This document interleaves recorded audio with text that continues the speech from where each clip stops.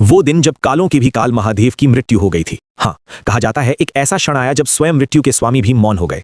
कैलाश पर अजीब सन्नाटा छा गया, डमरू की ध्वनि थम गई, त्रिशूल स्थिर हो गया, नंदी रोने लगे, देवताओं के चेहरे से तेज चला गया, क्योंकि खबर फैल चुकी थी महाकाल अब नहीं रहे। सोचो, अगर काल ही समाप्त हो जाए तो समय किसके अधीन रहेगा? प्रलय क्यों नहीं आया? सृष्टि कैसे चलती रही?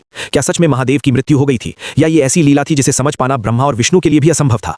अगर ये सुनकर तुम्हारा मन कांप गया है तो आगे जो सुनोगे वो महादेव के उस रहस्य से पर्दा उठाएगा जो शून्य से अनंत तक फैला है। गरुड़ पुराण और शिव पुराण में वर्णन मिलता है कि एक समय ऐसा आया जब महादेव मृत समान प्रतीत हुए।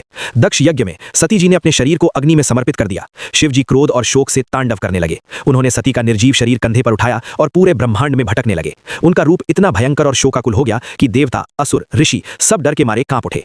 शिव जी इतने दुख में डूब गए कि उन्होंने अपना शरीर त्याग दिया और गहन समाधि में चले गए।